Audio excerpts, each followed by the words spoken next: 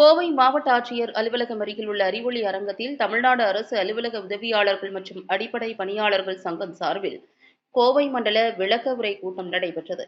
கோவை மாவட்ட தலைவர் வெங்கடாசலம் தலைமையில் நடைபெற்ற இந்த கூட்டத்தில் அகில இந்திய தலைவர் கணேசன், மாவட்ட நிர்வாகிகள் மற்றும் மண்டல நிர்வாகிகள் பலர் கலந்து கொண்டனர். இந்த கூட்டத்தில் பல்வேறு முக்கிய தீர்மானங்கள் நிறைவேற்றப்பட்டன. அரசு துறையில் உள்ள காலி பணி இடங்களை உடனடியாக நிரப்ப வேண்டும், பழைய ஓய்வூதிய திட்டத்தை அமல்படுத்த வேண்டும், நிறுத்தி வைக்கப்பட்டுள்ள சரண் விடுப்பினை உடனடியாக வழங்க வேண்டும் என்பன முக்கிய கோரிக்கைகளாக முன்வைக்கப்பட்டன. மேலும் அரசு துறைகளில் உள்ள துப்புரவு பணியாளர்கள் உள்ளிட்ட அடிப்படை பணியிடங்களை தனியார் வசம் ஒப்படைக்காமல் வேலைவாய்ப்பு அலுவலகம் மூலமாக பூர்த்தி செய்ய வேண்டும் என்றும் வலியுறுத்தப்பட்டது. 12,526 ஊராட்சியில் பணிபுரியும் மேல்நிலை நீர்த்தேக்க தொட்டி இயக்குபவர்கள் அனைவரையும் காலமுறை ஊதியத்தில் கொண்டுவர வேண்டும் என்ற கோரிக்கையும் முன்வைக்கப்பட்டது. தோட்டக்கலை துறையில் தினக்கூலி பணியாளர்களாக பணியமர்த்தப்பட்ட பூங்கா மற்றும் பண்ணை பணியாளர்கள் 20 முதல் 25 ஆண்டுகளுக்கு மேல் பணியாற்றி வந்தால் அவர்களை காலமுறை ஊதியத்தின் கீழ் கொண்டுவர வேண்டும் என்றும், கல்வி தகுதி உள்ளவர்களுக்கு பதவி உயர்வு வழங்க வேண்டும் என்றும் தீர்மானிக்கப்பட்டது.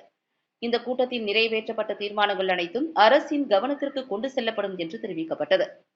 எங்களோட மிகப்பெரிய வருத்தம் என்னன்னு கேட்டீங்கன்னா, அரசு துறையில ஒரு அரசாங்க ஆணையை செயல்படுத்தினால் ஒரு சாதாரண நிலையில் வாழும் தினக்கூலி பணியாளர் ஒரு தரம் உயர்த்தப்பட்டு அவருக்கு காலமுறை ஊதியம் வழங்கி ஒரு நியாயமான பதவி வழங்கினால் அவரோட குடும்பம் சூழ்நிலை உயரும், அரசுக்கு நன்றியுள்ளவர்களாக இருப்பார்கள், அவர்களும் சமுதாயத்தில் ஒரு அந்தஸ்தோடு வாழ வேண்டும் என்ற அர்த்தத்தில் தான் தினக்கூலி பணியாளர்களை போன்றவர்களை பணிநிறுத்தம் செய்ய அரசாங்கம் வழங்கப்படுகிறது.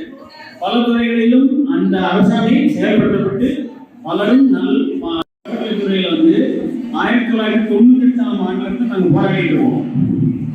அன்றைய முதல்வர் காலத்தில் முதல்வர் டாக்டர் கலைஞர் ஐயா அவர்கள் காலத்தில் 5 வருடம் தொடர்ந்து பணியாற்றியவர்களை தினக்கூலி பணியாளர்கள் நிரந்தர பணியாளர்கள் ஆக சொன்னாங்க. எங்க அதிகாரிகள் செய்யல. 2006ஆம் ஆண்டு இதே போல 10 வருடம் தொடர்ந்து பணியாற்றியவர்களை நிரந்தரப்படுத்த சொன்னாங்க. எங்களை காலமான ஊதியத்தை அளவு சிறப்பு காலமான ஊதியத்தில் போட்டு சத்துணவு அமைப்பாளர்கள் கூட சம்பளம் கொடுக்க சொல்றாங்க. சத்துணவு அமைப்பாளர்களுக்கு செய்யக்கூடிய வேலையும் நாங்க செய்யற வேலைக்கும் நிறைய வித்தியாசம் இருக்கு. களப்பணி செய்யறவங்க அவங்க குழந்தைகளை பராமரிச்சு அவங்க வேண்டிய ஒரு இது செய்யறாங்க. ஒவ்வொரு துறையும் ஒவ்வொரு சட்டத்திட்டம் இருக்குது.